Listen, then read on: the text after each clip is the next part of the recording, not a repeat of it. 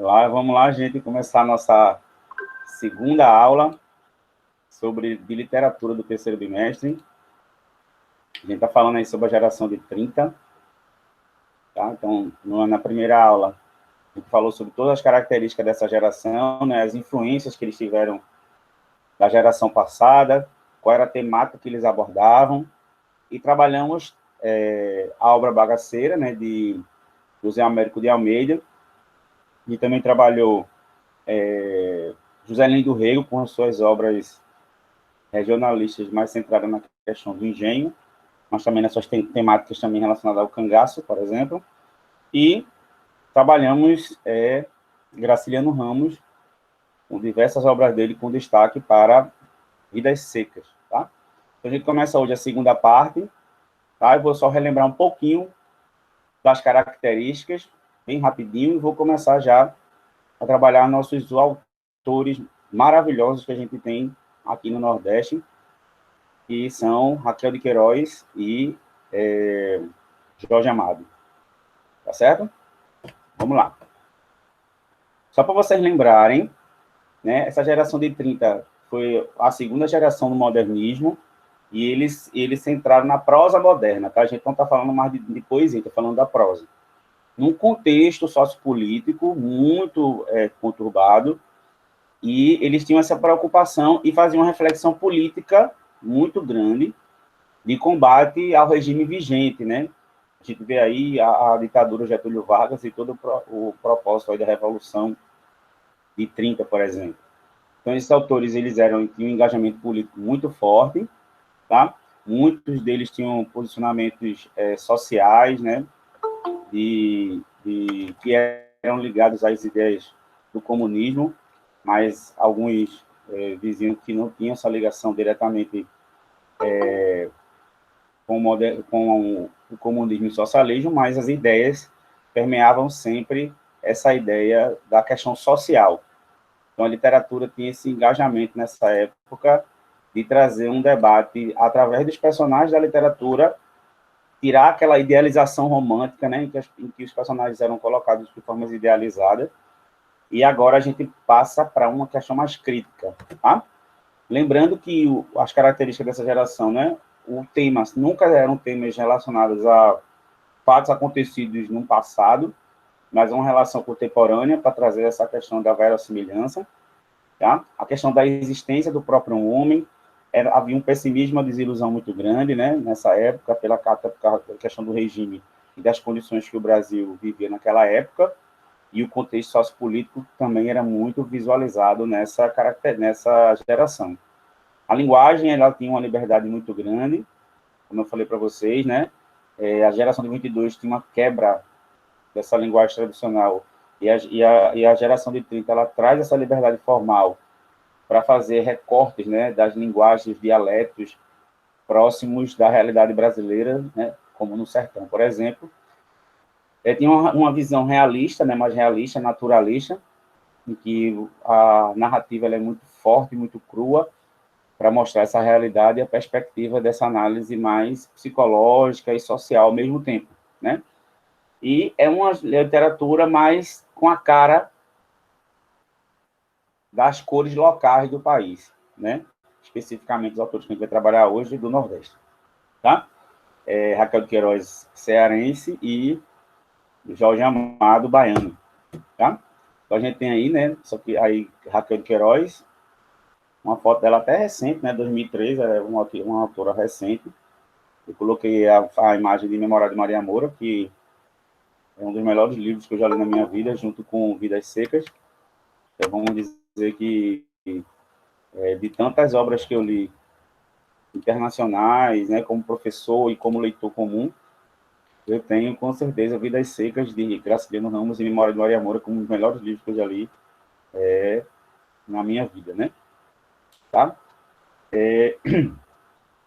Aqui tá a imagem de Graciliano Ramos, mas a gente vai falar de Graciliano Ramos não, vai falar de Jorge Amado. Bom? Então, vamos lá, vou falar um pouquinho da vida de Raquel de Queiroz, lembrando que lá no Classroom tem um link de uma entrevista da própria Raquel de Queiroz, que ela participou do Roda Viva. Tá? Então, quiser saber mais um pouco da vida dela, a questão como ela se via como escritora é bem importante, tá? Então, Raquel de Queiroz, gente, a gente trabalhou uma outra artista antes dela, que era Cecília Meirelles, que tinha uma visão modernista mais ligada com uma áurea mais simbolista, mais poética, mas Raquel de Queiroz, ela meteu a cara e fez uma literatura que era tida como literatura que só homem fazia, né? Que eram romances, ainda mais num núcleo que havia particularmente mais homem, né? Então, a mulher ela entrou aí como uma mulher muito empenhada no debate social, tá? Diziam que ela era feminista, né? Pela imagem que ela dava das mulheres, a força que as mulheres tinham dentro da sua literatura, e fizeram com que Raquel de Queiroz fosse uma artista que centrava muito isso. Ela era jornalista, ela dizia que não se via como grande escritora, tá? Ela era jornalista, mas ela dizia que escrevia, mas nunca imaginou que ia ter a fama que ela teve, ganhou vários prêmios, tá? O seu livro, O 15, ganhou o prêmio Graça Aranha, que é o livro que a gente vai falar. O livro 15, ele parece um pouco com a narrativa de Vidas Secas, tá? de Graciliano Ramos, tá? Como ela tinha essas ideias mais sociais, tá? De denúncia social, ela foi presa, acusada de ser comunista, né? E aí permaneceu presa por 2 anos, mas percebeu-se que ter ideias relacionadas à sociedade e ao bem-estar comum não significa ser automaticamente comunista, né? Uma linguagem de Raquel de Queiroz simples, mas muito firme. Então, alguém que começou a escrever com 17 anos, tá? Aos 18 anos já tinha o primeiro romance dela, e aí é um artista que vai mostrar com muita força na literatura a relação muito própria que ela teve com a vida e com a seca, tá? Raquel de Queiroz, ela não era pobre, ela não foi uma retirante, ela vivia numa família, de certa forma, ainda ruralista, que tinha um certo dinheiro, mas viu de perto todo o drama da seca, tá? E depois se mudou para São Paulo, foi para Belém também. Vocês lembram que eu falei que o norte, nessa época, estava com boom da borracha, né? Economicamente viável para famílias abastadas investirem, né? Inclusive, os próprios retirantes também saíam do Ceará para Belém, né, do Pará. Ela tem algumas frases interessantes, né, Raquel de Queiroz. Ela diz assim: eu nunca fui uma moça bem comportada. Pudera, nunca tive vocação para alegria tímida, para paixão sem orgasmos múltiplos, ou por amor mal resolvido sem soluços. Eu quero da vida o que ela tem de cru e de belo. Não estou aqui para que gostem de mim. Estou aqui para aprender a gostar de cada detalhe que tenho. Então, imagine isso. Uma mulher, né, do século passado, né, dizer algo disso, falar que a mulher ela não tem que ser sem expressão, ela pode ter os orgasmos múltiplos do amor que ela tiver, e a vida ela viver da forma intensa como ela quer. Ela foi uma mulher muito empoderada na sua época, né? Ela diz: fala-se muito na crueldade e na bruteza do homem medievo, mas o homem moderno será melhor? Ela questiona sobre o homem moderno, que critica tanto a Idade Média, ou a maldade, mas hoje talvez esteja pior. Ela diz também: a gente nasce e morre só, e talvez por isso mesmo é que se precisa tanto de viver acompanhado. Eu sou essa gente que se dói inteira porque não vive só na superfície das coisas. Essa frase aí é massa, né?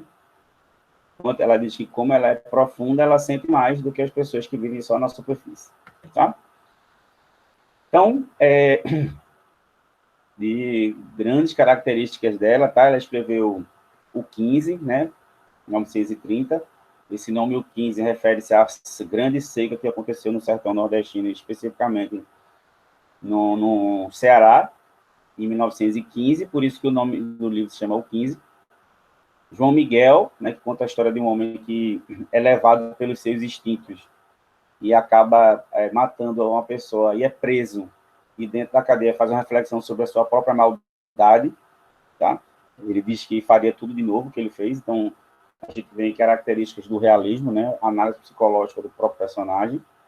E ela é alinhada muito com a ideia regionalista de Jorge Amado, né? De José Lins do Rego, Graciliano Ramos, que volta para esse regionalismo e especificamente, né, em boa parte das suas obras, denunciando a seca nordestina, a desigualdade que havia lá e também a miséria, né, que é proporcionada principalmente pelo descaso e a indiferença dos políticos, né, dos poderosos, frente a essas pessoas que estão lá abandonadas da questão social.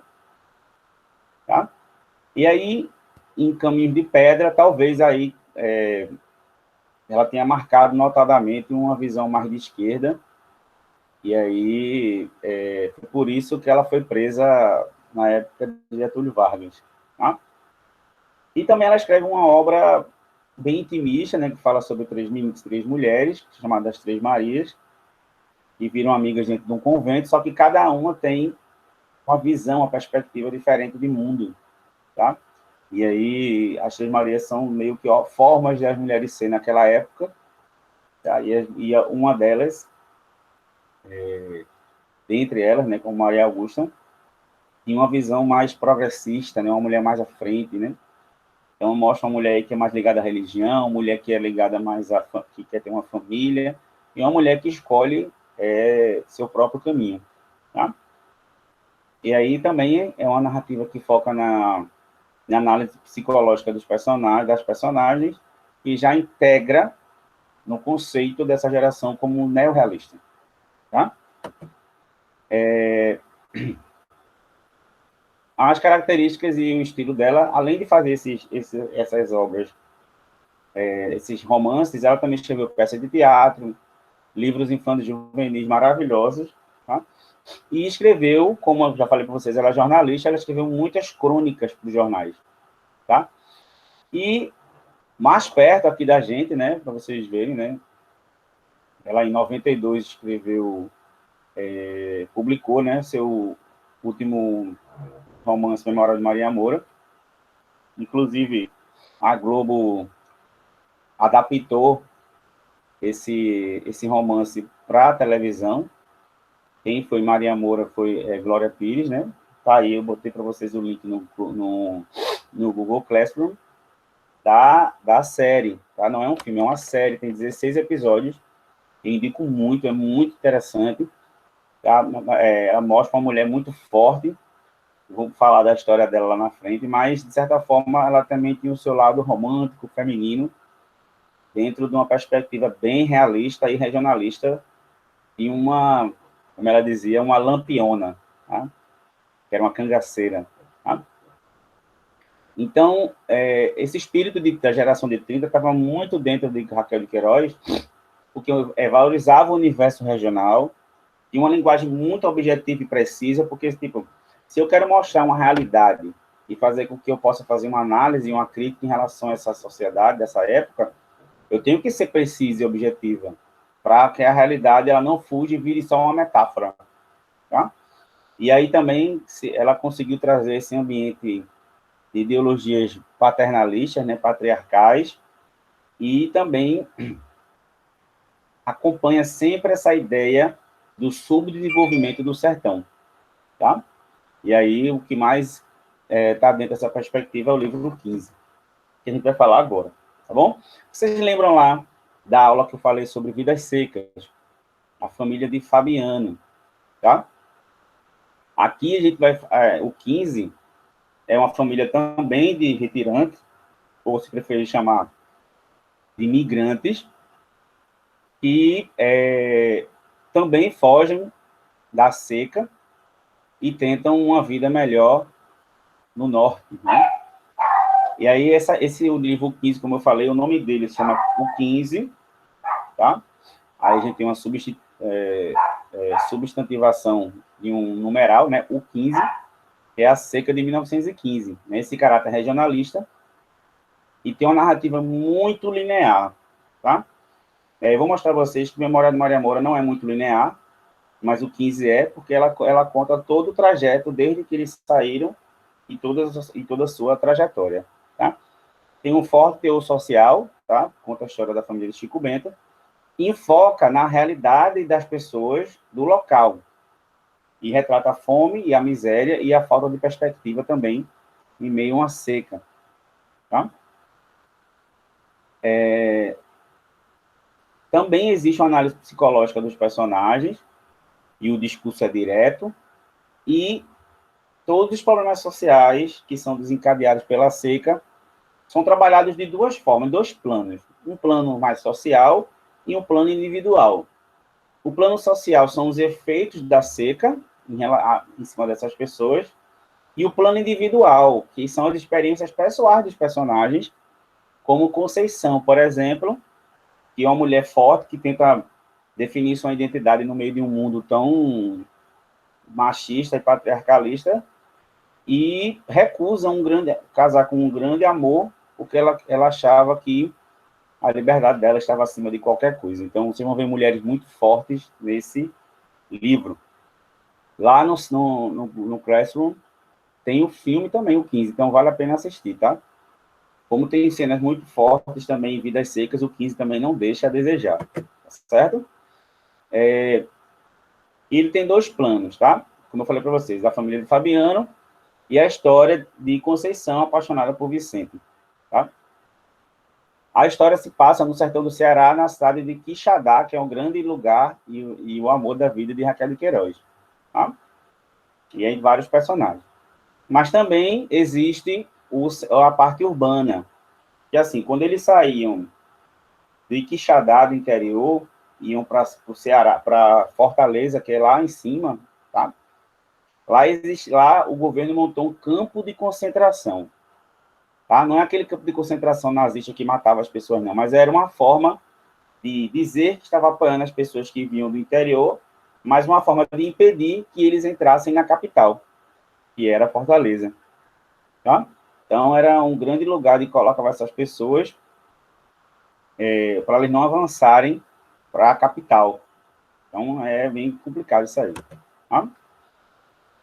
Então, é o seguinte, a família de Chico Bento, tem aí uma imagem da família de Chico Bento, parte para Fortaleza, e existem várias coisas que acontecem no meio do caminho, tá? Por exemplo, mostra cenas muito fortes da família comendo restos de carcaça de animais podres no caminho, e isso quando havia carcaça, né, porque os animais tomavam conta de tudo, os animais como o urubu e outros animais, se cria uma imagem de como se esses urubus estivessem sempre cercando eles, como se o urubu estivesse sabendo que eles iam morrer, esperando a morte deles. Mas mostra que o homem sertanejo, por mais que passe fome, esteja na dificuldade, são pessoas boas. Então, eu vou ler alguns trechos do livro, tá? E comentar algumas coisas do livro. Não dá para falar sobre ele todo, porque a gente não tem tempo. A gente vai falar ainda de vários livros outros, tá? Aí são dois trechos do livro, que está aí nesse slide, e vê que bonito, que importante essa imagem que a gente tem aqui. A cumplicidade se torna uma característica cotidiana desses personagens.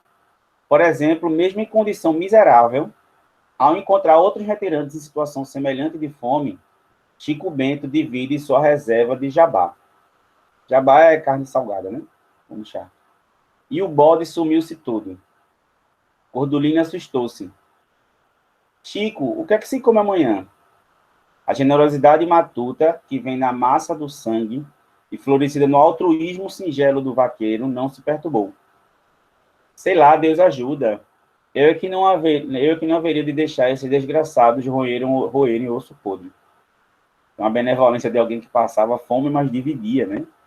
Então, Raquel de Queiroz, você vê aí que a narrativa é bem seca, mas traz uma emotividade grande para a gente, como a gente analisa de forma tão crua, tão realista que é essa cena. Tá?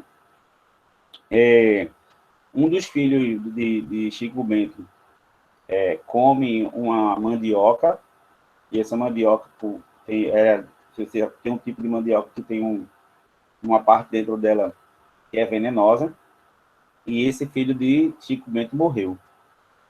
Tá? Mais um trecho. Lá tinha ficado Josias, que é esse filho que morreu, na cova à beira da estrada, com a cruz de 2 paus amarrados, feita pelo pai. Aquelas 2 pauzinhos amarrou para como se fosse uma cruz. Ficou em paz. Não tinha mais que chorar de fome, estrada fora. Não tinha mais alguns anos de miséria à frente da vida, para cair depois no mesmo buraco, à sombra da mesma cruz. Gordurina, no entanto, queria o vivo. Claro, né, a mãe. Embora sofrendo, mas em pé, andando junto dela, chorando de fome, brigando com os outros. Então, aquele que era na narrativa diz que é como se morrer naquela situação fosse melhor do que estar vivo e passar fome. Mas ela vai narrando que a mãe, mesmo chorando de fome, brigando com todo mundo, ela queria que o filho estivesse lá. O outro filho também de Chico Bento, no meio do encontro aí com outros retirantes, acaba se perdendo. Então ele perde 2 filhos aí e ele não sabe onde esse outro filho está. Tá? E aí tem mais 2 trechos desse livro.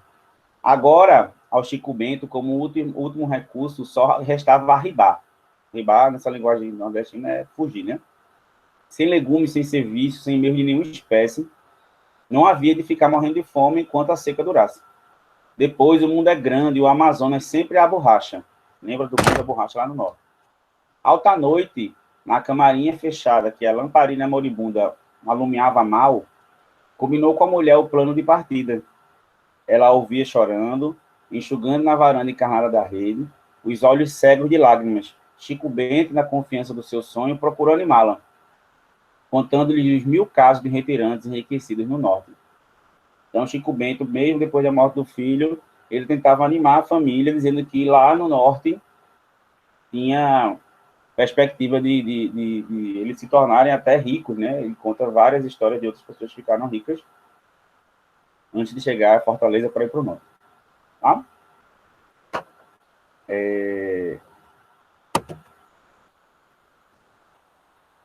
Outro livro muito importante, como eu já falei para vocês, para mim, o livro mais lindo que eu já li na minha vida, um livro que tem uma perspectiva muito diferente, que conta a história de Maria Moura, tá? Mais uma vez, ainda vocês que está lá no Classroom, o link que tem todos os capítulos da série que passou na Globo em 94, vale a pena assistir, tá?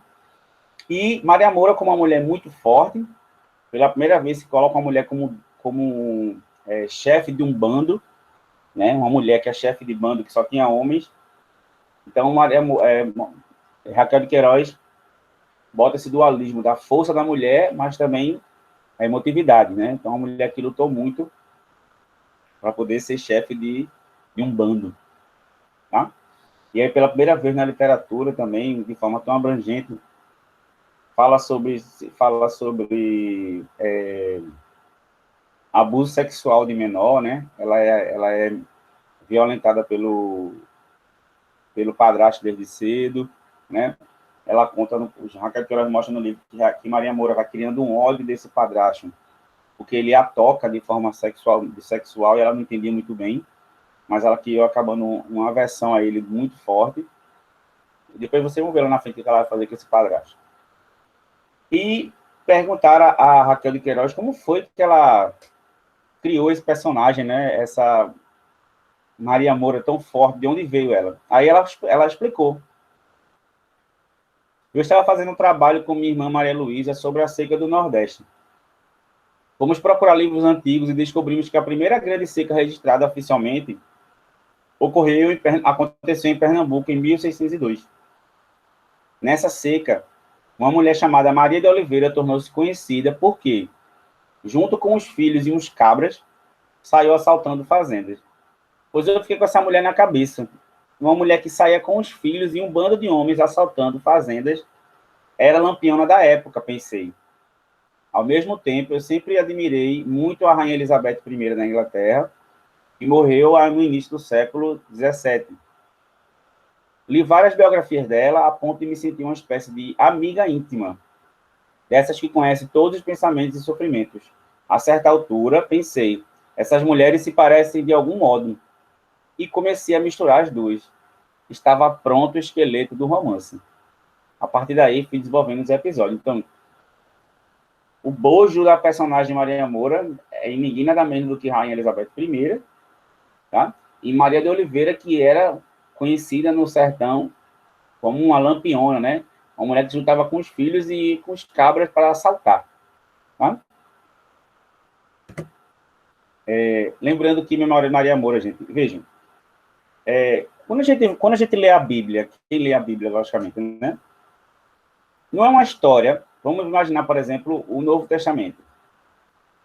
O Novo Testamento fala sobre a vida de Cristo.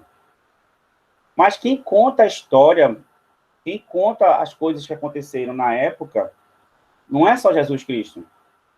Então, cada livro é um apóstolo que fala, mas essa história é uma história só que acontece com Jesus Cristo e a época em que ele viveu. Então, a Bíblia não tem um narrador só, né? Isso não tem vários narradores. Memória de Maria Moura também é assim.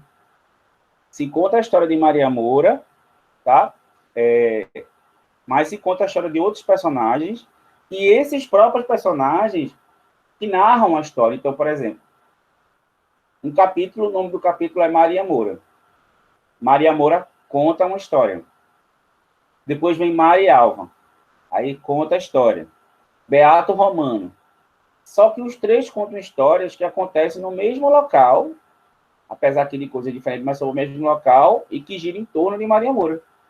Então a leitura fica muito melhor, porque a gente vê uma perspectiva de um livro que é em primeira pessoa, mas cada capítulo que um personagem narra, ele narra de uma visão diferente, porque muda muito esse ponto de vista, porque cada capítulo que é contado por um personagem muda um ponto de vista diferente. Maria Moura tinha uma cabeça, Maria Alva tinha outra cabeça, Beato Romano também tinha outra cabeça, então faz com que a gente tenha uma leitura muito mais rica, muito mais interessante, porque são vários narradores que contam a história. Tá? E é uma história bem, bem interessante, assim, porque Maria Alva era uma mulher simples, uma mulher mais tradicional, acreditava muito no amor, se apaixonou por um saltimbanco, tá? Aquele homem que joga as facas, e a mulher, ele se apaixonou, ela viu ele no circo e foi embora com ele. Conta a história de Maria Moura, que não aceitou todo o abuso que sofreu do pai, do padrasto, né? O padrasto matou sua mãe, tá? E ela também não aceitou nenhuma rebordose daquela época, incendiou a própria casa, como vou falar para você lá na frente, virou uma grande vaqueira, uma grande líder de um bando. E tem a história de Beato Romano, tá? E o Beato, como era um padre, tá? Um padre romão, teve um caso com uma paroquiana, uma mulher na igreja que era casada, e o padre acaba matando o marido dessa mulher e acaba saindo da igreja e acaba virando um dos capangas de Maria Moura. Essas histórias essas três versões da história vão aí acontecendo, mas narrado por personagens diferentes. Tá? E aí vou falar alguns trechos de Maria Moura e vou falando um pouquinho da história. Tá? Maria Moura, ela foi abusada pelo padrasto enquanto criança, e um certo dia ela chegou em casa e a sua mãe estava morta, tá? Como se ela tivesse se suicidado. E aí ela se desespera, né? O padrasto diz que não sabe de nada, mas Maria Moura vai juntando isso na cabeça dela e quer se vingar do padrasto, tanto porque ele fez com ela, tanto porque ela acha que ela fez com a própria mãe. E aí o capanga, ela contrata um cara para matar o padrasto dela, para se vingar da mãe. E depois ela contrata uma pessoa para matar o capanga que matou o padrasto dela, para ele não falar nada. Então, uma mulher que ficou muito forte, tá? Uma mulher que trouxe esse espírito de vingança como uma forma de enaltecer a mulher, você vê uma mulher muito forte naquela época, tá? E ela acaba criando um bando de dezenas de homens em que ela é a líder. Então, imagine uma mulher que era líder de vários homens, ela tem que se impor e ser muito forte, né? E ela diz uma parte: e enfiei uma calça que tinha sido do pai. Ela tinha que se parecer um pouco com um homem para ter respeito, né, dos seus capangas. E ela disse, para isso mesmo estou usando calças. Aqui não tem mulher nenhuma, tem só o chefe de vocês. Puxei o cabelo que me descia pelas costas, feito numa trança grossa, encostei o lado cego da faca na minha nuca, e de mecha em mecha eu fui cortando o cabelo na altura do pescoço. Agora se acabou a sinhazinha do limoeiro. Essa parte é como se ela tivesse dado uma reviravolta no que ela era. Ela cortou o cabelo curto, botou calças, e ela disse que a sinhazinha, né, porque ela tinha dinheiro, pai, né, morreu e agora era Maria Moura. Minha primeira ação tinha que ser a resistência. Vou procurar as terras da Serra dos Padres, e lá pode ser para mim outro começo de vida, mas garantida com meus cabras, para ninguém mais querer botar o pé no meu pescoço. Porque, vê que mulher retada, viu, gente? Ela tinha uns primos, e quando a mãe dela morreu, e o padrasto também, queriam tomar conta da casa que era dos pais dela. Simplesmente, numa noite, ela tocou fogo em tudo e foi embora. Dá para vocês a força dessa mulher aí? O que é que vocês acham dessa mulher arretada? Errada não tá, né? Se queriam pegar a casa dela, tocou fogo e foi embora. E aí, foi aí que ela mudou e ela dizia que queria ser uma grande pessoa, uma grande mulher, e não ia deixar mais ninguém botar o pé no pescoço dela. E aí, tem um trecho quando ela fala como ela queria ver esse padrasto, né? Porque ela viu a mãe morta, a mãe dela foi enforcada, né? Enrolada como se fosse numa meia, né? Enforcada, e ela viu a mãe dela roxa. E ela sonhava em ver isso também do padrasto. Ela tinha certeza que foi o padrasto que fez aquilo com a mãe dela. E ela diz assim, ó, sonho com aquela cara de enforcada, a face roxa, os olhos estatalados, a ponta da língua saindo da boca, que é como ela viu a mãe dela morta quando ela chegou. Tá? E aí, Maria Moura também era muito imponente, muito vaidosa, e ela sempre queria mais. Lembrando que Maria Moura, esse bando não era uma coisa boa, não, era de assalto, tá? Então, eles assaltavam cidades, e sempre, não era clube de Robin Hood, não. Tá? E ela diz assim, eu sentia e sinto ainda que não nasci para coisa pequena, quero ser gente, quero falar com os grandes de igual para igual, quero ter riqueza, ainda bota uma exclamação, a minha casa, o meu gado, as minhas terras largas, a minha cabroeira me garantindo, cabroeira é a galera dela, né, os cabras, que é uma linguagem bem regional, lembra que a linguagem é bem regional. Viver em estrada aberta e não escondida pelos matos em cabana, disfarçada como índio ou quilombola. Porque eles não tinham moradia fixa, né? Eles iam fazendo um assalto, fazendo uma investida, mas eles iam se mudando, porque senão a polícia ia acabar achando eles, né? Como acontecia com as tribos indígenas e quilombolas, né? Aí o que acontece? Maria Moura ganhou o respeito dos homens, mas de repente apareceu um galego. Sempre tem, né?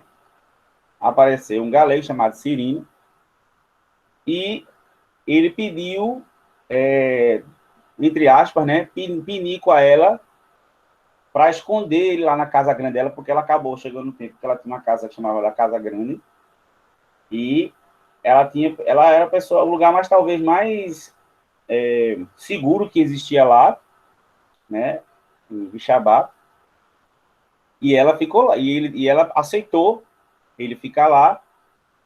Se mostra um lado que Maria Moura, por mais forte que fosse, ela meio que se apaixonou por ele. Então, ela escondeu ele num chamado de cubico, é como se fosse um lugar escondido que ela botava ele, para ele ficar escondido. E Maria Moura mostrou, e Raquel que ela mostrava na narrativa, que Maria Moura deixou aquela dureza toda da mulher e ela começou a se apaixonar por ele, mas ela tinha ódio disso, porque ela não queria se apaixonar por ele, mas isso era mais forte do que ela. Então, vai se percebendo uma visão naturalista. Então, por exemplo, quando eles tiveram a primeira relação sexual, parece que ela tá batendo nele e odiando ele, porque ela se sentia humilhada de alguma forma por ceder a um homem, mas, ao mesmo tempo, ela não conseguia se conter. E aí, essa paixão, ela escondeu ele dos seus capangas, porque ela tinha medo de perder o respeito. Mas, como na maioria das histórias, né, meninas que estão aí, os homens fazem merda. E aí, Cirino, né, aceitou uma propina de uma pessoa que era inimigo de Maria Moura e traiu Maria Moura, entregou Maria Moura. Então, ela ficou super decepcionada. Só que Maria Moura, por mais que ela fosse dura, ela nunca matava ninguém. Ela nunca matou ninguém. Ela mandava matar. Ela dizia que não gostava de ver sangue, então ela mandava matar. Aí, ela se sentia muito mal, porque mesmo ele fazendo isso, ela não conseguiu deixar de gostar dele. Vê que trecho interessante que ela fala aí, ó. O meu mal era aquela grande fraqueza por ele que eu sentia. Eu gostava de comigo chamar aquilo de amor. Só para ela, mas para ninguém. Mas não era amor, era pior. Não era cio. E eu me imaginando tão forte, tão braba. Era afronta. Era para acabar comigo. Aquela coisinha ruim. Salopar os alicerces do meu castelo. Por amor dos 30 dinheiros de Judas. E eu adorar um desgraçado desses. Abrir para ele o meu quarto, a minha cama, o meu corpo. Foi humilhação demais. Se ainda soubesse rezar, rezava. Tão desesperada me sentia. Como é que eu vou acabar com o Cirino sem acabar comigo? E que frase forte, hein? Como não posso arrancar o coração para fora? Ninguém pode fazer isso e continuar vivo. E se me matasse com ele? Não, eu quero morrer na minha grandeza. Lamenta-se Maria, que, resgatando o Cirino da cadeia, diz: quem segura os presos ricos na cadeia, que Cirino era rico, é o medo de serem mortos pelos inimigos. Mal põe um pé fora. Então, ainda ela tirou ele da cadeia, mas deixou ele livre. Tá? Ela não conseguiu matar ele. E aí ela mesma falava com ela, né? Ela dizia, ela falava com ela mesma, ela dizia: e aquieta, Maria Moura, você não é mulher de chorar, nem mesmo escondida. Cadê o cabecel desses homens todos que comandam de garrucha na mão e punhal do cinto? Então, Maria Moura é uma personagem forte, se diz com ideias feministas de empoderamento da mulher, nem se falava disso naquela época, mas se entende essa visão, mas que foi traída pela própria emotividade da mulher. Era mulher odiada, porque ela era a líder dos assaltantes, e todo homem que fugia, não tinha futuro, que era perseguido, virava no bando dela e tinha um lugar para ficar. Tá? E aí, acontecem várias histórias, tá, em Maria Moura, várias investidas que ela dá, relações mais com o Cirino, as relações daquela época duros desses cangaceiros, né? Então se mostra uma crueldade muito grande naquela época, um assalto. Mas Maria Moura tinha essa perspectiva ainda um pouco mais humana, né? Mas, de certa forma, Raquel Queiroz bota a Maria Moura com esses dois lados, né? E aí o que acontece?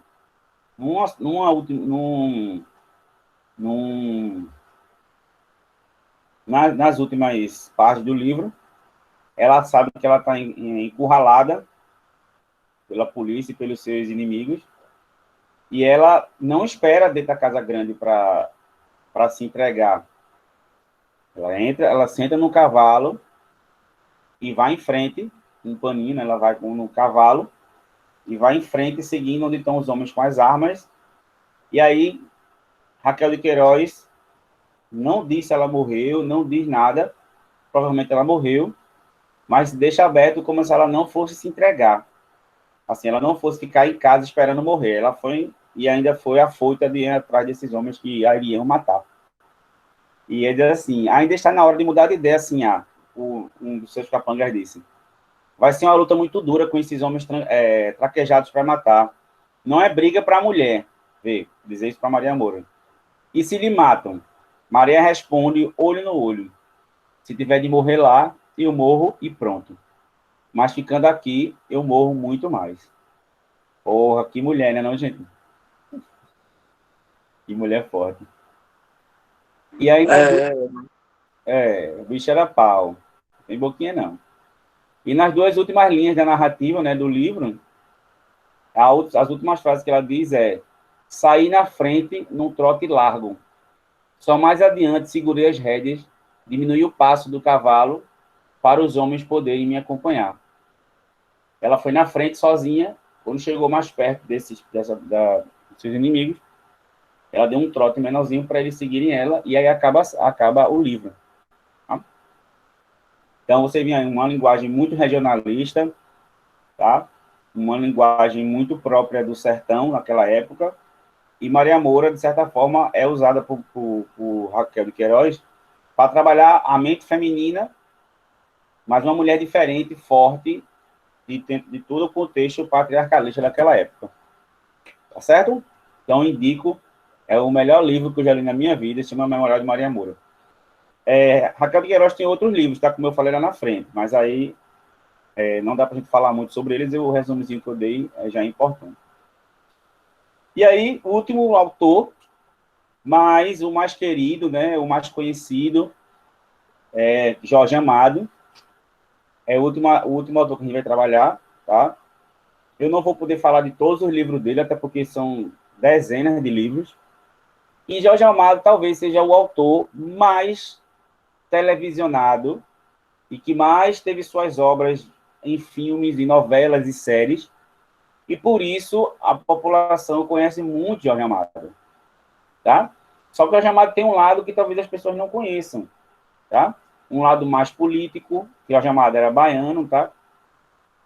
Um lado mais político, Jorge Amado também era ligado a essas visões mais comunistas, mas existe um lado também de um engajamento social e uma visão de Jorge Amado muito típica também e muito forte da mulher naquela época, tá? Como Tieta, por exemplo, e Gabriela, tá? Os filmes de Jorge Amado e as séries também eu coloquei lá os links no Classroom, tá certo? Antes de falar sobre um pouquinho da vida de Jorge Amado, eita, eu vou repetir aqui, tá? Sim, Jorge Amado era baiano, não esqueçam, Jorge Amado era um cara branco, mas Jorge Amado era um cara que era do candomblé, tinha a religião negra como base da sua vida, e foi um cara que, nos seus livros, lutou muito para mostrar a realidade de Salvador, principalmente, que a cidade brasileira com a maior quantidade de negros e de cultura negra, e tornou isso um pouco normal, tentou normalizar essa religião tão perseguida que são as religiões de matrizes africanas, tá? Como Jubiabá, por exemplo, tá? Que era um líder religioso grande da população de baixa renda de Salvador. Também tem outro livro dele que falam sobre Iemanjá, sobre toda essa religião africana, de uma forma muito simples e muito corriqueira, porque para Jorge Amado era muito comum falar sobre isso. Tá? Inclusive, Jorge Amado foi eleito deputado e veio dele a lei de liberdade religiosa. Então, Jorge Amado foi um deputado que, através dele, dessa lei que ele ajudou a aprovar, né, e criou e ajudou a aprovar, que oficialmente fez com que se respeitasse as religiões que não fossem religiões comuns, como a católica, por exemplo.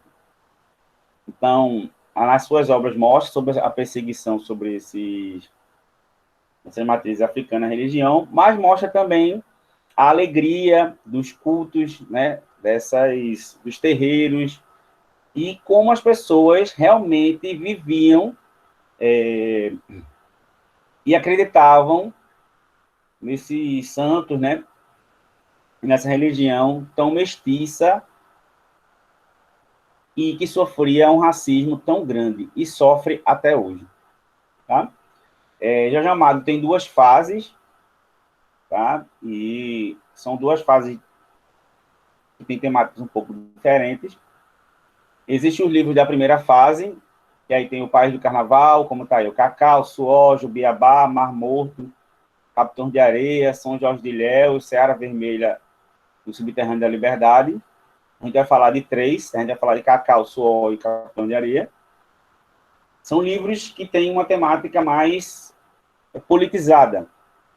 São livros que estão mais dentro da relação regionalista, no que a gente toma como denúncia social, tá? E Jorge Amado foi tido como autor das periferias, a mestiçagem, porque Jorge Amado falava sobre o vagabundo, sobre a pessoa que sofria preconceito naquela época, o capoeirista, os músicos, os bêbados, as prostitutas, e ele tinha orgulho disso, porque ele deu visibilidade a isso. Então, se você assiste algum filme, né, alguma série que foi criada a partir do livro de Jorge Amado, com certeza você vai ver um grande retrato da periferia e das pessoas pobres das comunidades da Bahia, né? Não só de Salvador, mas também de Ilhéus e outras cidades também da Bahia. Ele se orgulhava aí disso, viu? De dar voz a quem nunca teve voz na literatura e quem era tão perseguido.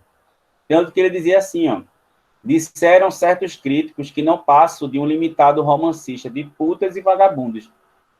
Creio que é verdade e orgulho-me de ser porta-voz dos mais despossuídos de todos os despossuídos. Disseram também que tenho a paixão da mestiçagem e dizem-no com raiva racista. Honro-me infinitamente de ser um romancista da nação mulata do Brasil. Creio que, querendo ofender-me, esses críticos me exaltaram e definiram. Então, como que um homem branco escreve sobre a cultura negra, né? Então, foi ele que deu uma grande visibilidade à cultura negra baiana, à história da Bahia, né? E fez isso nessa primeira fase de uma forma um pouco mais crítica e na segunda fase com mais humor, que são as obras que a maioria das pessoas conhece, né? Dona Aflição dos Maridos, Tieta do Agreste, Gabriela Cravo Canela.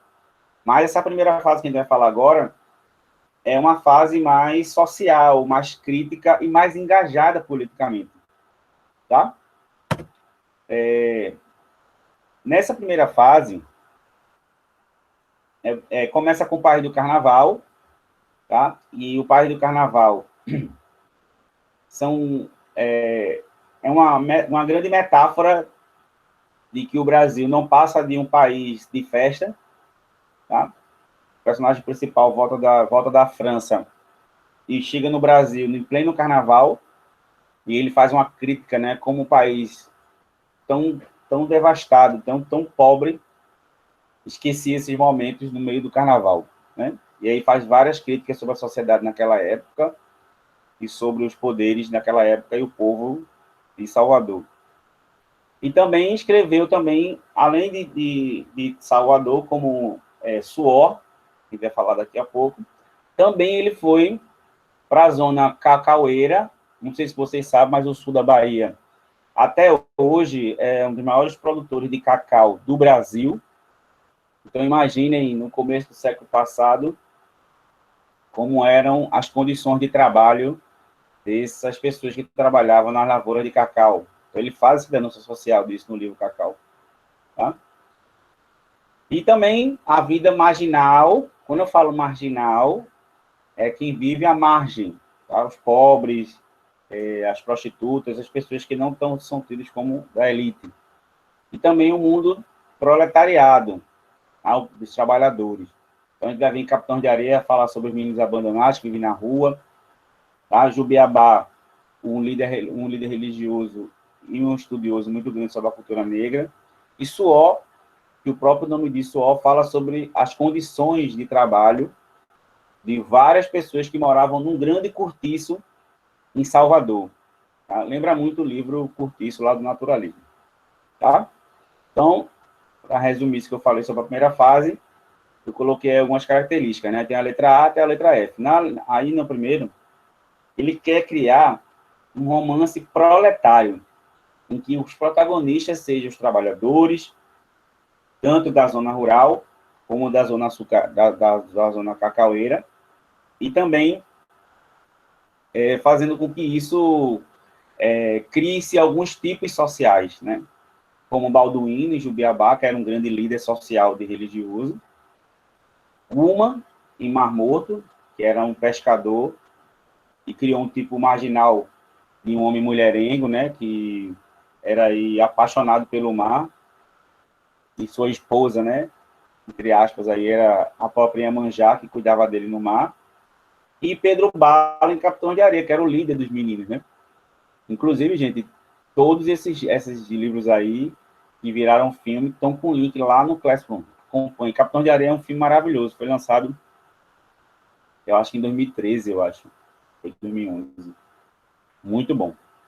O cenário de Jorge Amado nessa primeira fase é um cenário muito comum, tá? O que é um cenário, o enredo em si mostra como esses marginais, né, e esses trabalhadores se percebem nessa situação de miséria, adquirem essa consciência social e vão à ação política. Muitas das vezes, o personagem principal, que é tão renegado de alguma questão social, ele se conscientiza disso e vira até um líder político. Pedro Bala vira um líder grevista, tá? Balduino também é um líder importante político naquela época. Então é como se, como é que eu posso dizer, tanto Balduino, tanto Jubiabá, Capitão de Areia e vários outros romances dele terminam em greves, tá? Que é como se a população, os protagonistas daqueles filmes, desses livros, percebesse essa situação de miséria que estão e acabam indo contra o próprio sistema através das greves, que era a única forma que se tinha de reivindicar. Tá? Também nessa primeira fase, Jorge Amado tinha um forte senso político, tá? E se diz que a obra de Jorge Amado nessa época tinha mensagens panfletárias. O que é isso? Panfleto que a gente distribui, né, para promover algo.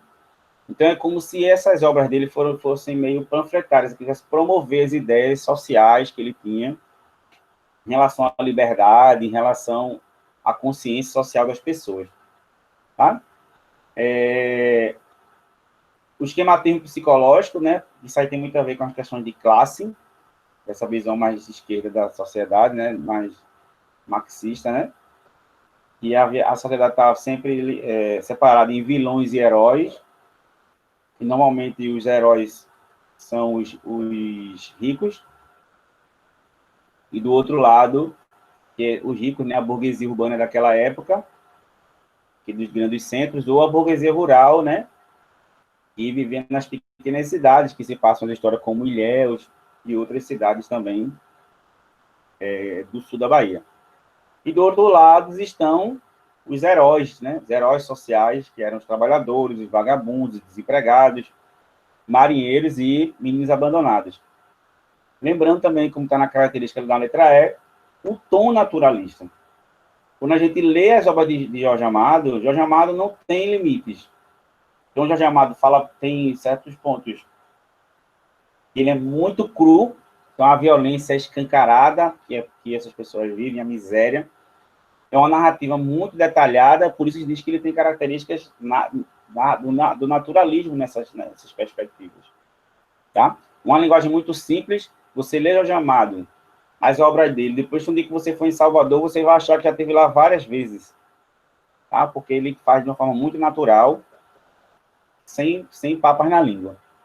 Tá? Então, ao mesmo tempo, essa linguagem que ele utiliza era lírica, que fala dessa paixão das ruas, dessa paixão que existia no próprio senso social dessas pessoas marginais, que viviam grandes paixões, que tinham grandes sonhos, mas, ao mesmo tempo, era muito feroz, né? Muito crítica, e tinha alguns efeitos, inclusive, poéticos, né? De uma linguagem coloquial e popular. Tá? E aí eu vou falar sobre 2 livros dessa geração, dessa fase, para a gente ir para a última fase e a gente termina a nossa aula de hoje, tá? O primeiro livro dessa fase, que é uma fase mais política, né, que é a primeira fase, é chamada de Cacau. Tem aí uma imagem do livro aqui do lado direito, tá? Que fala sobre como os trabalhadores do que trabalhavam nas lavouras cacaueiras, da produção de cacau, viviam sua miséria, maus tratos, não tinham estudo, não tinham direitos. Então, de certa forma, esse livro se encaixa nessa visão panfletária de Jorge Amado, e falar sobre a sociedade e sobre os direitos das pessoas que haviam se perdido. Aliás, nunca houve esse direito, né? Então, ele diz aí, como está no primeiro trecho, o próprio Jorge Amado diz, no prefácio, né? Tentei contar nesse livro, com o mínimo de literatura, para o máximo de honestidade, a vida dos trabalhadores das fazendas de cacau ao sul da Bahia. Estão vendo que o estilo de Jorge Amado nesse livro não é um estilo engraçado, que vem até para sensualidade e erotismo, como tem nas obras da segunda fase dele, né? Então é uma coisa mais social, de denúncia social. Eu vou ler alguns 3 trechos aí, a gente vai ver como é essa linguagem e essa perspectiva social de Jorge Amado, tá? Já são trechos do livro, tá? Nós ganhávamos 3.500 por dia e parecíamos satisfeitos. Isso era muito pouco, tá? Isso aí são os próprios trabalhadores. Ríamos e pilheirávamos. No entanto, nenhum de nós conseguia economizar um tostão que fosse. A despensa levava todo o nosso saldo. A maioria dos trabalhadores devia ao coronel e estava amarrada à fazenda. Também quem entendia as contas de João Vermelho, o despenseiro. Éramos quase todos analfabetos. Honório devia mais de 900 mil réis e agora nem podia se tratar. Um impaludismo crônico quase o impedia de andar. Então, nesse trecho aí, vocês veem, normalmente os trabalhadores eram negros. Vocês sabem que oficialmente a escravidão tinha acabado. Oficialmente, mas suas consequências, né, mostravam-se no subtrabalho, principalmente dos negros, e ainda mais na Bahia, né, que a gente tem aí como as maiores comunidades negras do nosso país, de maior consciência social e história religiosa, social, política ligada à negritude. Você vê que esses homens eram analfabetos, ganhavam salários ínfimos, não tinham direito a nada, eram analfabetos, então não se promovia a alfabetização deles, até porque a gente sempre sabe esse mesmo costume de que alfabetizar alguém, dar estudo a alguém, faz com que ele seja mais crítico e, logicamente, ele ia criticar o próprio sistema. Tá? E era assim, eles moravam eles trabalhavam nessas fazendas, era liberado lugar para eles ficarem, mas tudo que eles comiam, tudo que eles usavam, eles pagavam. Então, chegava no fim do mês, quando eles recebiam, eles estavam devendo mais ainda do que o mês passado, porque tudo era... Esse João Vermelho, que era o cara que cobrava eles, colocava tudo de uma forma muito mais alta e eles acabam devendo mais do que eles tinham. Então, isso criava um ciclo de dependência tão grande que esses homens nunca saíam de lá. E não tinham direito a ser tratado questões de saúde, porque não se oferecia isso gratuitamente e nem o dinheiro dava para fazer isso. Tá? Mas, apesar disso, ele diz que os homens não reclamavam, porque ninguém se interessava pela realidade deles. Tá? Aí ele diz assim, ninguém reclamava, tudo estava certo, a gente vivia quase fora do mundo e a nossa miséria não interessava a ninguém. A gente ia vivendo por viver. Só muito de longe surgia a ideia de que um dia aquilo poderia mudar. Como não sabíamos. E aí vem mostrando que, aos poucos, esses homens vão tomando consciência do seu lugar na sociedade, vão tendo um pouquinho de consciência política, mesmo que não soubessem o que era isso. Inclusive, depois existe uma revolta, uma manifestação por essa conscientização Então, é como se nesses livros de Jorge Amado, dessa geração, dessa primeira fase, essa consciência trouxesse um pouquinho mais de visão crítica a esses homens, né, esses personagens que ele tratava, mas também denunciava toda a miséria que essas pessoas sofriam.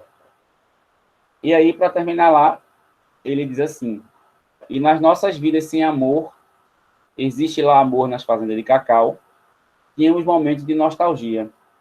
O amor teria sido feito somente para os ricos?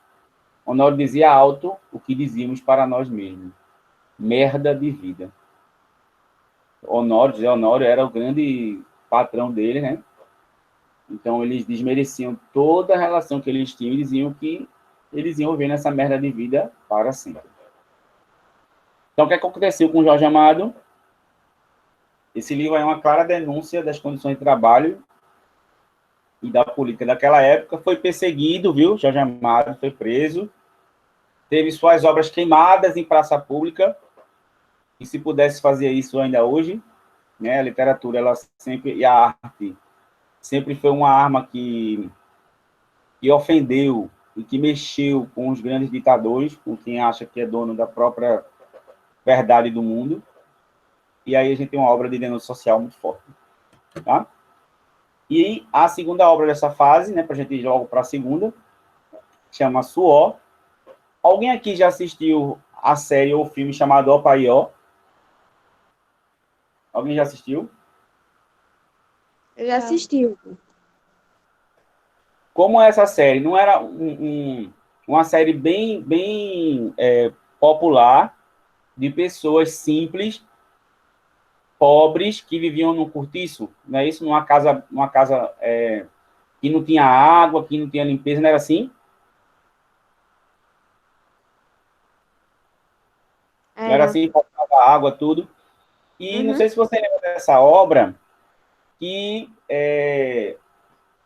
se mostrava toda a questão também da malandragem dos homens, né? Da sensualidade das mulheres tal, e também da questão religiosa, a miscigenação muito forte, social, mas também religiosa. Não sei se você lembra que a irmã lá que brigava com todo mundo, quando os filhos morreram no Carnaval de Salvador, ela foi procurar uma mãe de santo, vocês lembram?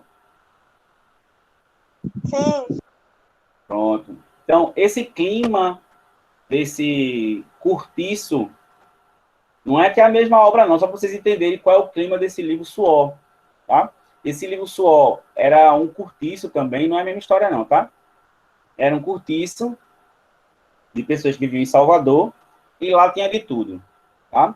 Tinha um homem que perdeu o braço porque ele foi trabalhar numa empresa, numa indústria, e perdeu o braço, mas nunca teve acesso a nada, nunca se aposentou. Tinha um mendigo, tinha um homem que era pedinte e tinha um rato de estimação, porque já jamais dizer que o lugar era tão sujo que os ratos eles andavam por meio de todo mundo e sem medo, porque eles já estavam acostumados com os homens. Tem pessoas loucas, mas pessoas pobres que vivem nesse cortiço porque não tem outra opção. Então, vejam como se falou em Cacau, de uma denúncia das condições de trabalho no sul da Bahia. Em Suor, há uma denúncia das condições que eram dadas aos trabalhadores pobres em Salvador. Tá? É uma obra muito interessante, bem crítica, tá? Que denunciava o descaso do poder público com os mais pobres. Então, logicamente, esse livro não foi bem aceito. Tá? Aí, Graciliano Ramos, que é um autor que a gente viu na semana passada, leu Suor e gostou muito. E escreveu no artigo teve a seguinte opinião: em Suor, há uma personagem de carne e osso muito mais importante que os outros. É Jorge Amado, que morou na ladeira do Perolim 68 e lá conheceu Maria Cabuçu e todos aqueles seres estragados que lhe forneceram material para um excelente romance. É porque é o seguinte, Suor também parece muito com um livro chamado Cortiço, que vocês viram, e a Luísa Azevedo lá no Naturalismo. Você lembra desse livro? Então, Graciliano Ramos diz que essa obra de Jorge Amado Suor não tem um personagem importante. O personagem principal, o autor, que é Jorge Amado, que viveu com todas essas personalidades e teve material para escrever isso. Então, por que também Suor é uma obra que soa como neonaturalista? Porque o que importa em Suor não é a narrativa de um personagem só, mas é o coletivo. É como viver nesse cortiço, e as condições sociais coletivas importam, logicamente, com a história de cada um, mas o que importa é o coletivo. Então, é uma obra de denúncia social muito grande. Vamos para um trecho. Os ratos passaram sem nenhum sinal de medo entre os homens que estavam parados ao pé da escada escura. Era escuro assim de dia e de noite, e subia ao prédio, pelo prédio como um cipó que crescesse no interior do tronco de uma árvore. Havia um cheiro de quarto de defunto, um cheiro de roupa suja que os homens não sentiam. Também não ligavam aos ratos que subiam e desciam, apostando carreira, desaparecendo na escuridão. Vermelho e pequenino, um dos homens limpava com a manga da camisa o suor do rosto. E o outro, preto e agigantado, deixava que brilhasse na testa de carvão. O terceiro, cujos dentes salientes davam-lhe aspecto de cão selvagem, trazia a camisa pregada ao corpo e mastigava um cigarro apagado. Tem um pedinte, uma pessoa que morava no cortiço, e ele tinha um rato de estimação. E todo dia ele trazia um acarajé para o rato. É engraçado, mas, de certa forma, é crítico, né? Pelas condições que as pessoas viviam. Dentro do cortiço também vivia uma mulher que ficou louca. A gente sabe que as condições sociais são fortes para algumas pessoas. E mostrava que existia um administrador do cortiço. Então, essas pessoas não moravam de graça. Mas, mesmo assim, não tinham acesso a nada. Então, estão vendo aí 2 livros de Jorge Amado, que tem uma denúncia social muito grande que as pessoas não conhecem muito. E o último dessa fase é Capitães de Areia. Capitães de Areia também é um livro maravilhoso, tá? Eu li também na época do ensino médio, é muito, muito interessante.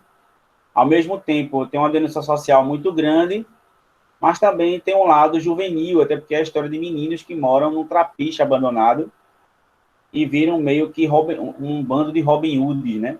E roubam para se sustentar. Então, Capitão de Areia, como já está dizendo, como fossem os grandes líderes da areia, porque eles viviam na praia. O livro começa de uma forma bem interessante, como se fossem cartas ao leitor, aquelas cartas que chegam no jornal, as pessoas denunciando esses meninos que eles vivem na rua, que eles assaltam, que eles são malvados. Também tem uma carta do padre, né, que defendia eles, que dizia que eles eram assim, porque não tinham dinheiro, porque foram abandonados. Então, começa o livro de uma forma, parece uma forma bem real de como esses meninos eram vistos, tá?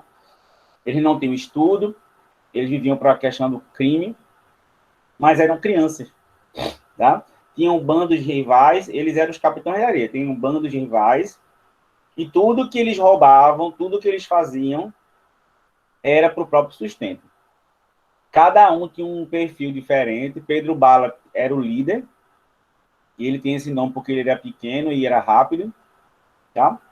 Tem vários personagens, como o professor, que era um que sabia ler. Tem Sem Pernas, tá? Sem Pernas, ele tinha uma deficiência na perna, e usavam muito ele para que as pessoas se comovessem com ele, as pessoas assaltavam ele, ou, desculpa, eles assaltavam a pessoa, por exemplo. Sem Pernas, como tem essa deficiência, ele ficava no chão lá, chorando, e quando alguém ia prestar alguma solidariedade a ele, eles assaltavam a pessoa. Quando a pessoa levava ele para casa para dar de comida a ele, ele via tudo e depois eles assaltavam a casa. Tá? Então, cada um tinha um perfil bem interessante. E só tinha meninos, tá? Que tinham entre aí seus 8 e 16 anos. Então, o chamado mostra aí o descaso da sociedade com esses meninos, porque só os julgavam como ladrões, mas não ajudavam, poucas pessoas ajudavam.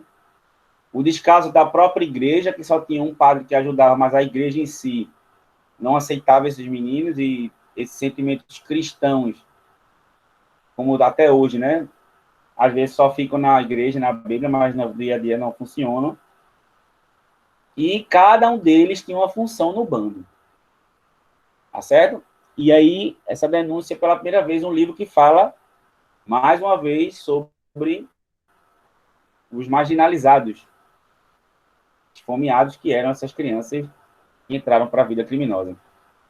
Tá? Tinha Falta Seca, um deles que ele era...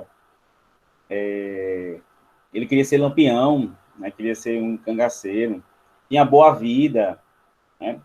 E tinha o Gato, né? Que ele era um cara mulherengo, então desde adolescente ele já ficava com mulheres mais velhas, virou cafetão, tá? Aí o trecho do livro tem assim: esse bando que vive da rapina se compõe, pelo que se sabe, de um número superior a 100 crianças das mais diversas idades, indo desde os 8 aos 16 anos. Crianças que, naturalmente, devido ao desprezo dado à sua educação por pais pouco servidos de sentimentos cristãos, se entregaram no verdor dos anos a uma vida criminosa. Então, por mais que o livro tenha essa visão de crime, mas era um livro que mostra a inocência ainda dessas crianças, tá? Tem um momento que eles ganham ingresso para ir para um parque de diversão, e quando Pedro Bala e os meninos veem o carrossel, eles ficam maravilhados, porque já o chamado mostra que, independente de tudo, eles são crianças. Tá? Mostra também uma sexualidade dos meninos, né, entre eles, mostra também o descobrimento, tá? E cada um que lida com a situação de forma diferente. Tinha Pirulito, tá? Que era o grandão da turma, tinha um cabeção chamado de Pirulito, vários personagens interessantes, mas eles viviam nesse lugar abandonado, num trapiche, na praia, tá?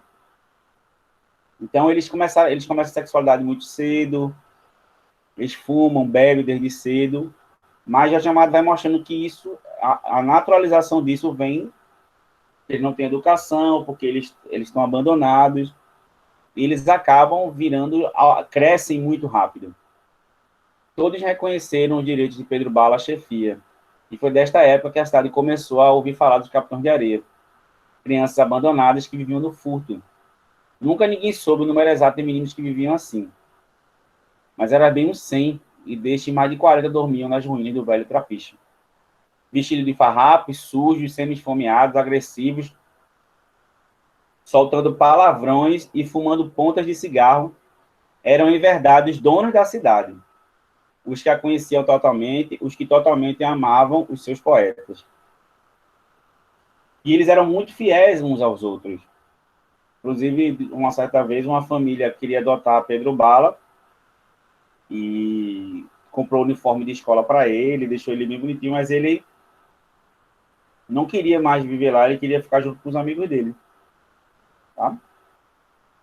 Então, Capitão de Areia, no final, nessa história, chega a Dora, uma menina que chega no bando, a única menina, o irmão dela tinha morrido, de febre, né? E ela consegue entrar nesse grupo dos meninos, porque Pedro Bala aceita ela, né? Os meninos também aceitam, só que vem ela sempre com uma questão sexual. Mas alguns meninos também viam nela a imagem de uma mãe, a imagem de uma imagem feminina dentro disso tudo. Tá? Mas a Dora acaba se envolvendo com Pedro Bala. Pedro Bala é preso, né? Depois é solto várias vezes. E Dora acaba ficando doente e morre. Tá? E mostra como é a carência que existe desses meninos.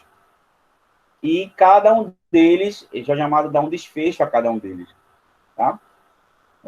Gato vira um cafetão, né? Pedro Bala vira um líder sindical, faz greves. Então, se você vê todos esses livros que a gente viu, há essa consciência, né? Vida Seca, Volta Seca vira um cangaceiro, o professor consegue estudar. Então, cada um eles têm um perfil e um final nesse livro. Vale muito a pena. E para a gente terminar a aula de hoje, Jorge Amado maravilhoso. Aí tem alguns livros que, com certeza, são os livros que vocês mais conhecem. E a maioria deles eu coloquei lá um link também para vocês assistirem, tá certo? Tenda dos Milagres está lá, Dona Flor, Pastor da Noite, Tieta, estão todos lá. Então é o seguinte, se na primeira fase, Jorge Amado tinha uma perspectiva mais social e política, de denúncia social, essa fase mais ligada à política dele dá lugar a um Jorge Amado que vai fazer crítica de costume, sim, mas de uma forma mais despojada, com humor, mas não menos crítica. Então tem os livros Gabriela Cabo Canela, virou filme, virou novela, tem uma versão nova, né, com Juliana Paz, Pastores da Noite, Dona Flor, Tenda dos Milagres, olha o nome desse livro, Tereza Batista Cansada de Guerra, né?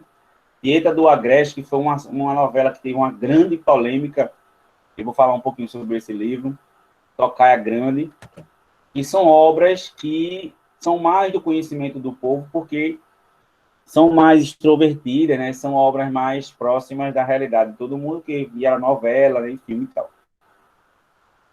Então, se na primeira fase tinha elementos políticos, não é que isso deixou de ter, ele continua sendo político, denunciando as questões sociais, só que tem coisas a mais. Vejam aí, a letra A, né? Uma ironia que não era encontrada nas narrativas anteriores. Então, você vai ver o chamado mais irônico, um humor mais crítico. Então, ele vai fazer uma crítica à igreja, a quem se diz cristão e não é, uma crítica às mulheres que se dizem detentoras de um pudor, mas não têm, homens que são a favor das coisas mais rígidas, mais tradicionais, mas no fundo tem outras mulheres, vivem em cabarés, por exemplo. Então, ele vai fazendo uma ironia da sociedade daquela época, tanto de Salvador quanto de Ilhéus, por exemplo, e sai um pouquinho aquele panfletarismo político só e vira mais uma crítica da sociedade para reflexão do papel da mulher, por exemplo, como Gabriela, como Tieta, o papel dos coronéis que dominavam as cidades, mas eles eram responsáveis pelo atraso da sociedade, porque quanto mais atrasada era a sociedade, o coronel conseguia se perpetuar mais tempo na sociedade como líder deles. Corrupção. Então, nessa, Jorge Amado se aproxima mais da realidade, não só de embate político, mas da crítica de costumes da época, né? E também vai ter uma nova visão sobre as massas populares, né? Que são esses tipos, chamados de tipos marginais. Eles antes eram vistos como miseráveis, e Jorge Amado sonhava com uma ordem social diferente, que fizesse uma sociedade mais justa. Agora eles são encarados como os últimos depositários da liberdade humana, desculpe, da capacidade de viver a existência sem preconceitos e só podem ser felizes na medida exata do seu marginalismo. Então, é como se no primeiro tivesse uma política mais socialista, mais comunista, de que os pobres sonhavam com uma ordem social que fosse mudar a vida deles, mas agora se percebe que é nos pobres, nessa sociedade marginal, que está a grande liberdade urbana, porque eles não estão ligados a padrões e conceitos de burguesia, conceitos sociais. Então, uma sociedade mais livre, e eles podiam viver sem preconceitos e viver uma existência dentro da sua medida marginal. Então, você vê que são personagens mais libertos, personagens com perspectiva muito mais interessante. Tieta, por exemplo, dá um banho na sociedade quando julga ela como cafetina, prostituta, mas quando ela volta com dinheiro, as pessoas começam a respeitar ela, ela começa a mudar a sociedade. Tá? Então, tem essa perspectiva. Também tem elementos do folclore, da tradição popular. Muitas vezes vocês vão ver rituais afro-brasileiros, o candomblé, tá? E, como é que eu posso dizer? Na primeira fase, a religiosidade era meio que... Eles tinham que superar essa religiosidade para participar socialmente. Agora, não. Até as entidades são personagens. Vocês vão ver, como, por exemplo, em Mar Morto, como Iemanjá é importante para a trama, como em Jubiabá.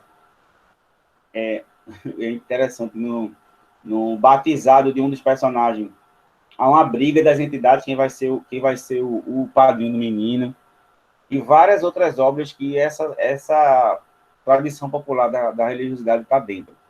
Tá? E também existe uma tentativa de trazer muita oralidade. Então, você vai ver palavras muito específicas dos baianos, uma linguagem muito simples, muito regional, e às vezes tem uma oralidade de literatura de cordel. Mas isso é não todos os casos. Tá? Então é isso. Então, Jorge Amado criou personagens femininas muito, muito polêmicas, como Gabriela Cravo Canela, por exemplo, que nada mais era do que uma mulher simples, uma retirante. Não sei se você sabe que ela era uma retirante. Nasceu e pegou ela para virar cozinheira. E ela não tinha essas visões sociais de casamento, de certo tipo de roupa, de padrões de estética, mas era uma mulher livre. Mas as pessoas a encaravam Gabriela como uma prostituta, como uma puta, simplesmente ela era uma mulher livre. Então, Jorge Amado criou muito isso, mulheres fortes que quebraram padrões de como as mulheres se viam. Em Gabriela também, né, as beatas, e denunciavam tanto as outras mulheres porque eram desquitadas ou que eram impuras, né? Acabavam sempre tendo um segredo, né? E Jorge Amado desmascarava essas mulheres, essas pessoas, esses homens também que tinham esses padrões de vida, de costumes que não se enquadravam. E aí Jorge Amado falou um pouquinho sobre o significado de Gabriela Cravo Canela. Ele disse assim: o fundamental é isso. Os homens que mexeram com a sociedade, com a realidade social daquela época, de uma região do Brasil, onde havia uma determinada moral, um determinado modo de vida, uma maneira de ver a vida, e que se modificou naquele momento. E onde, digamos, Gabriela e Nassib foram um exemplo. O que eu quis dar, não sei se deu não, eu acho que quis dar alegria em vez de amargura. Humanismo em lugar de violência, quer dizer, otimismo, amor. Na realidade de lá, o sujeito matava a mulher e nem ia para a cadeia. Como tem um coronel que mata a mulher, tá? E Santina, ele mata a mulher, o coronel, trata a mulher super mal porque traiu, e o homem tinha meio que o direito de fazer isso com a mulher, e nunca foi preso, mas nessa Gabriela, no final, ele é preso pela primeira vez. E vou repetir, né? Na realidade de lá, o sujeito matava a mulher e nem ia para a cadeia, e quando ia para ser absolvido com salva de foguetes. E vocês vão ver também um machismo muito forte, mas também como as mulheres incorporavam na sociedade, e as próprias mulheres julgavam as outras como forma de se impor socialmente como mulheres da grande moral, dos bons costumes. Então, você vê muitas mulheres que tomam essa posição, criticam as mulheres fortes, como Teresa Batista, como Gabriela e como Tieta. Eu quis marcar essa modificação social, dar uma palavra de humanismo contra toda violência, contra todo preconceito, contra todo atraso. Quer dizer, alguma coisa de novo contra o velho. Vê, Tieta, por exemplo, ela saiu de casa, daqui a pouco eu falo de Tieta, mas eu vou falar rapidinho. Quando ela foi expulsa de casa, porque ela se envolveu com um homem no meio do mato, ela acabou indo para São Paulo, a família expulsou ela de casa, ela virou cafetina, casou com um homem muito rico, ganhou dinheiro, virou prostituta, voltou para a cidade, toda empoderada, a família esqueceu todo o preconceito que tinha, porque agora era uma mulher que tinha estudo, uma mulher que veio de São Paulo, uma mulher que tinha uma visão mais moderna das coisas, e agora, quem é que mais criticava ela? Ninguém. Então, o que é que acontece? Tieta virou um símbolo de honestidade. Vamos ver. e ela continua livre sexualmente falando. Então, ela teve um caso com o próprio sobrinho, mas um dia que ele vai criticar um rapaz que é homossexual, ela diz: e quem é você para julgar a vida de ninguém? Aí ele diz: mas é normal. O que é normal para você?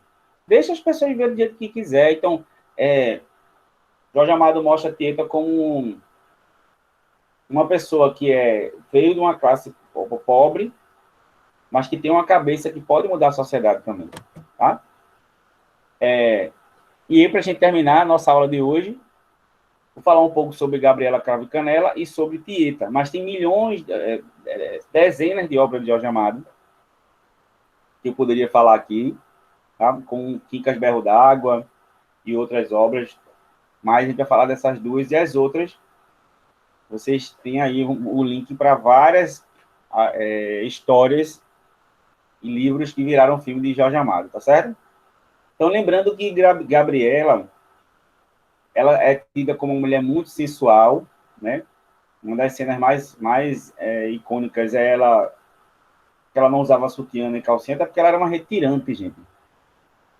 Quando começa o livro, que Nassib precisa de uma cozinheira, e ele vai no mercado e vê Gabriela lá, só com o vestido em farrapos, se mostra uma sensualidade muito grande de Gabriela, mas isso era normal dela, era a forma dela viver. Mulher não usava calcinha, mulher não usava sutiã, mulher não precisava ter aqueles padrões que existiam naquela época. Tá? Então, Gabriela foi criticada socialmente porque ela casou com um turco, né? Era nascido, que era dono de um bar, e ela não queria viver esses padrões sociais que todo mundo vivia, porque ela dizia: para que casamento? Para que assinar um papel? Gabriela nem sobrenome tinha. Então, meio que Gabriela mostra que a simplicidade vai de encontro a todos esses padrões que a gente cria, que de certa forma não dizem nada. Então, quem critica, quando o Jorge Amado vê as pessoas criticando Gabriela, é uma forma das pessoas também se enxergarem como preconceituosas, como machista, uma mulher que tinha uma inocência normal em relação à própria sexualidade. Tá? Aí foi quando Nassim encontrou ela, né? Foi quando surgiu outra mulher, vestida de trapos miseráveis, coberta de tamanha sujeira que era impossível ver-lhe as feições e dar-lhe idade. Cabelos desgrenhados, imundos de pó, os pés descalços. Voltou a examiná-la, era forte, por que não experimentá-la? Sabe mesmo cozinhar? O moço me leva e vai ver. A Gabriela toda suja, ele levou para casa, depois que ela tomou um banho, que ela viu, ele ficou apaixonado por ela. E Gabriela se apaixonou por ele por como ele tratava ela. Só que depois, Nassib quis botar em Gabriela padrões que quebravam com quem ela era. Então, tipo, fazer ela usar sapato alto, fazer ela usar esse tipo de roupa, fazer o cabelo. Então, ela começou a ver que Nassib estava vendo outra pessoa que não ela. Então, Gabriela acaba atraindo ele, tá? E um Mundinho Falcão. E aí ele percebe isso e ela meio que se justifica dentro da obra que ela faz isso porque Nassib deixou de ver ela como ela era. E esse cara conseguiu, levou ela para o circo. Então, ela era uma pessoa inocente na sua sexualidade. Nassib gostava muito dela e quebrou-se os padrões daquela época e relação naquela época, né? Então, Gabriela foi uma nova perspectiva de mulher naquela época, tá? O amor não se prova, não se mede. É como Gabriela. Existe, isso basta. O fato de não se compreender ou explicar uma coisa não acaba com ela. Nada aceita as estrelas, mas as vejo no céu. São a beleza da noite. João Fulgêncio falou de Gabriela que ela não tinha esses padrões que aquelas mulheres tinham. Por isso que os homens todos se apaixonavam por ela, pela simplicidade dela. Tá? A inocência dela foi buscar, não sei se você lembra dessa cena, que ela foi buscar uma pipa em cima do telhado.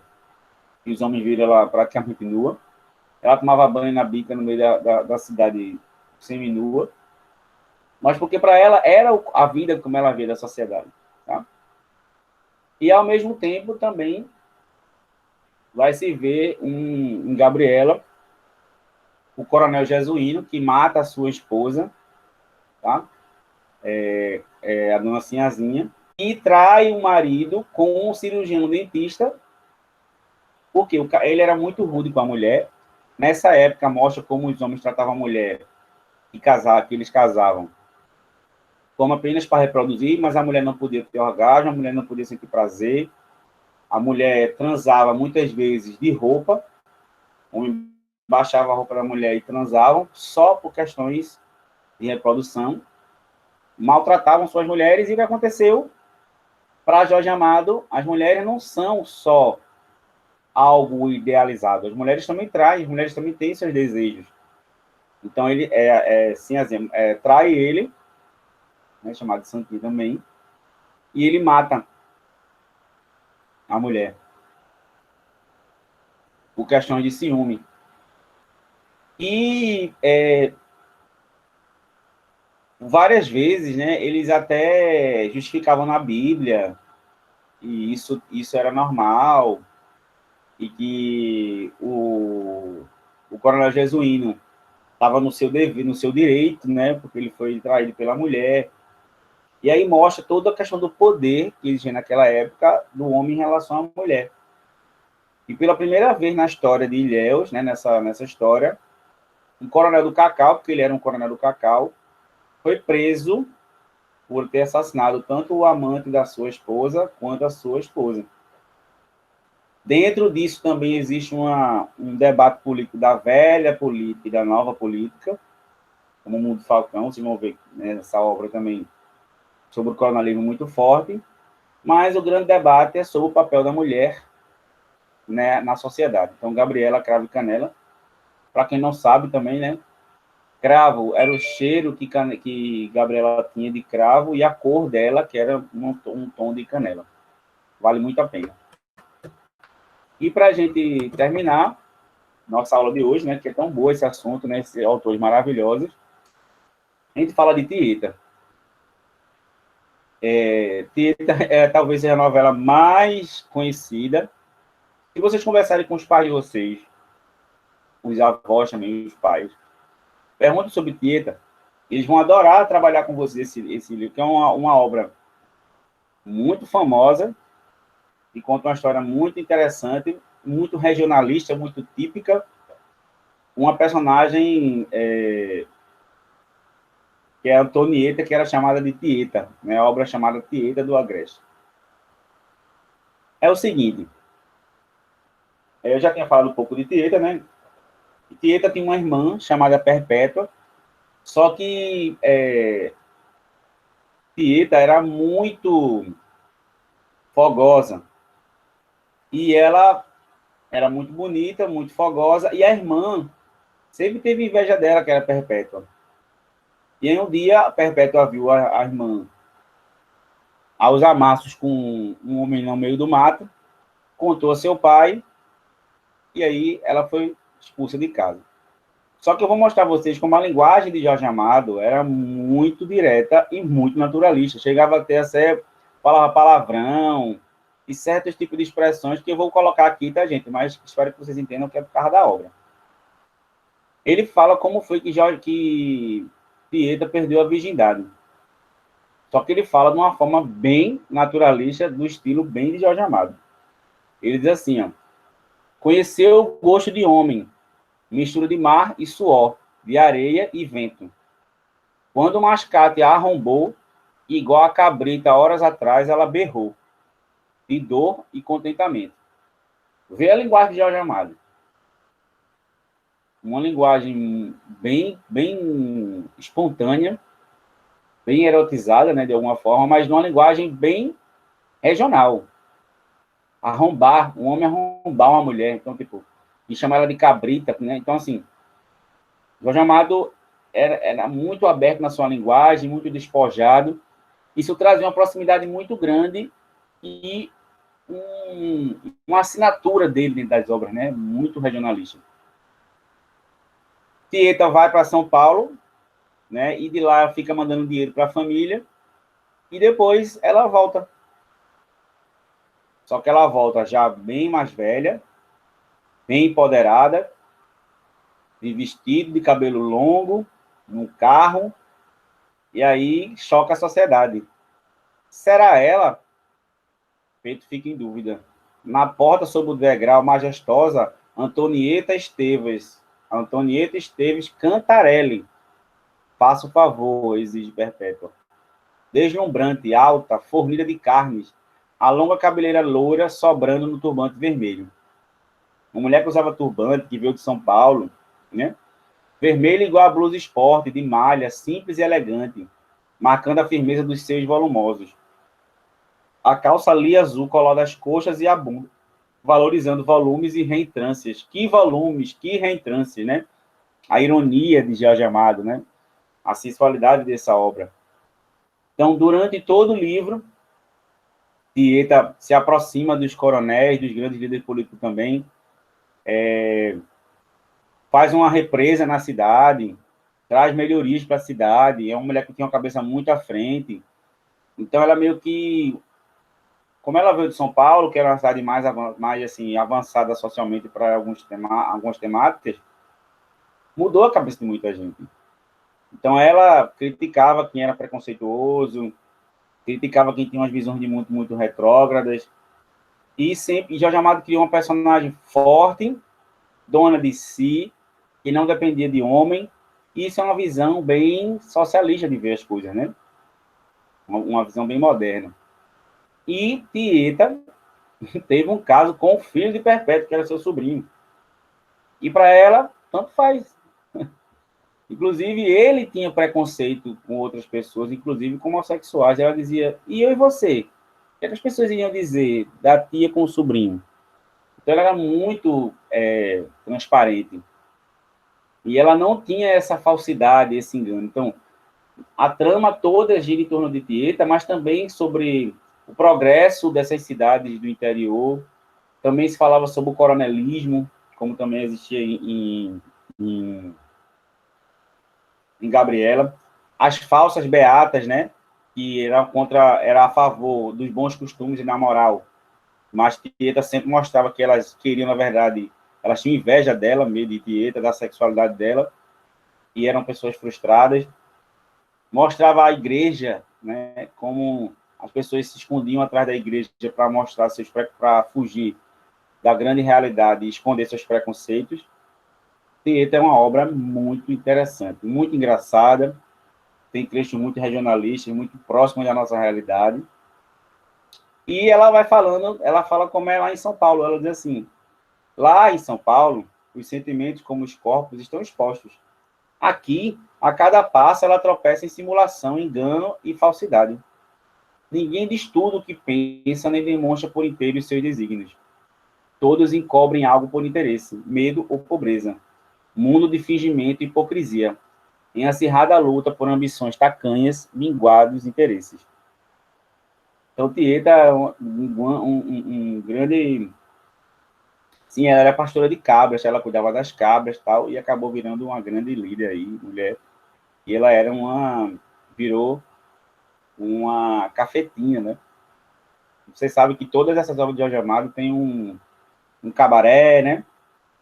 Em que os homens podiam frequentar esse cabaré, e aí deixavam as mulheres em casa, iam para esses cabarés, e mulheres que eram deixadas pelos seus maridos, não tinham perspectiva nenhuma, como acontece com uma das personagens, que separa do marido, como não tem como se sobreviver, e naquela época, mulher desquitada, mulher que era demandada pelo marido, virava prostituta, então elas iam para esses cabarés, inclusive os próprios maridos ficavam com suas ex-mulheres, agora como prostitutas.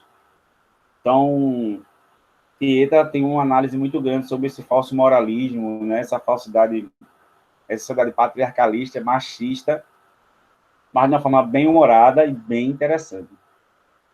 Tá, gente? Espero que vocês tenham gostado. Vocês têm acesso lá a vários outros livros, tá? E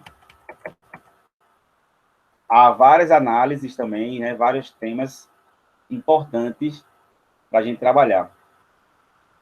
Gostaram dos livros? Gostaram da aula de hoje?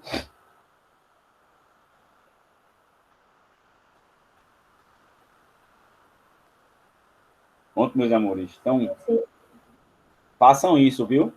Vão lá no Classroom, assistam os filmes, se interem, assistam Tieta, tem no Globoplay, tem essas novelas todas lá, Tieta é massa, vocês vão gostar, Gabriela, mas assistam também os filmes que eu coloquei aqui, que aí vocês vão interagir melhor com esses assuntos, tá certo, gente?